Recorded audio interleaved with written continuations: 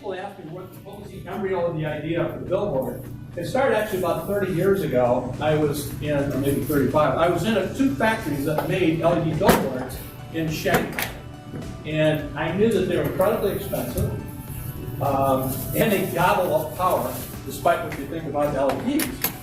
Then I got a case where I had a co-inventor on a product, Peter Hochstein. He had the first LED tail lamp in a Cadillac, and he was telling me what a difficulty it is with heat, because you have 500,000 LEDs packed together. So the LED billboard actually draws about 6 times more power than our billboard. Sometimes it's 6 to 8 times more power.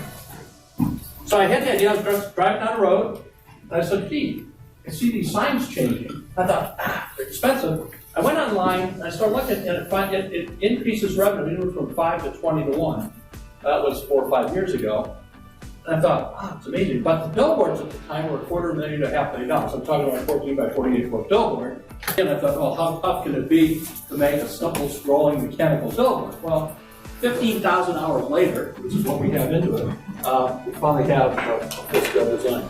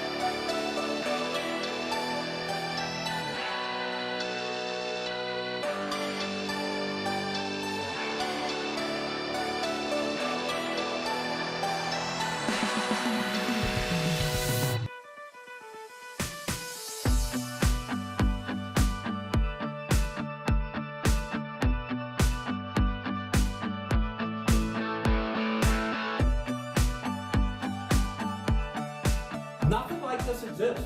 We might be able to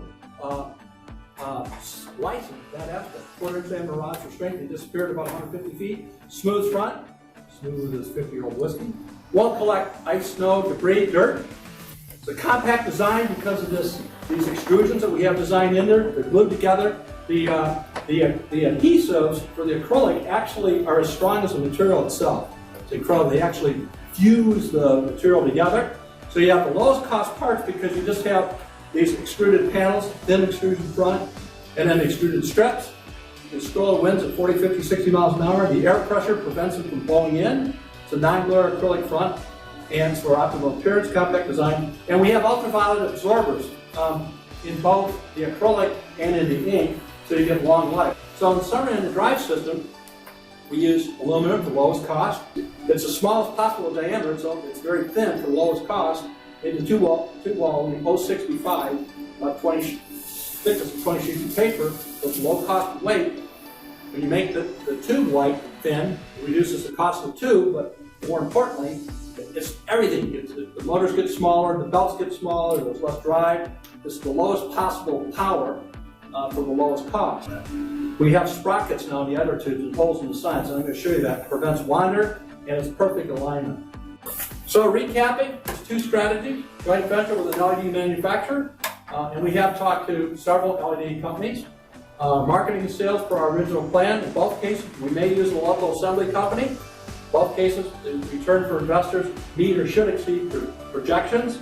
The 30 to 1 that we're talking about now in this round. It's a novel design. We have the 3D drawings for full-size production, and they're 99% done. We're waiting to work with the manufacturer to fine-tune some of those things.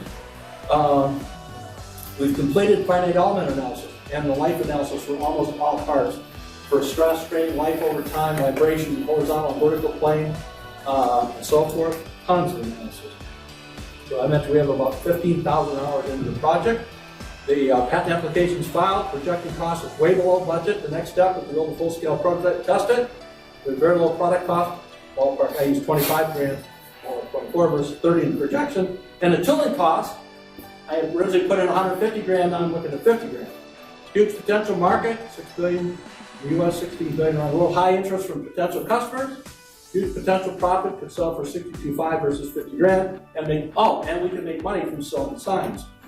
I didn't really get into that. We may be able to license or add income by the design of the acrylic rods in front, the tube welding system, non-billboard applications, and we can sell signs, which does add a fair amount of profit. We're looking at getting some quotes out of India on signs. Yeah, I think one of the benefits, Paul, you and I have talked about, I worked with an LED company, is that the cost of an LED billboard is 3 times what we're looking to sell ours for. By giving them an option to their customers, it gives them an option right away. So if you already have an open door, a lower cost, potentially equal quality product at a lower cost. Tapping into their customers right up there. Right. They're used to paying 150 grand. That's your point. Our interest in it lies in being unique and having something else to offer. Yeah, It is hard to sell a $150,000 display. Not everyone can afford that, but at $62,000, This gives you a unique option to give your customers. very much so. And Paul mentioned our competitor who's in the news right now. We want to be unique and have something different to offer.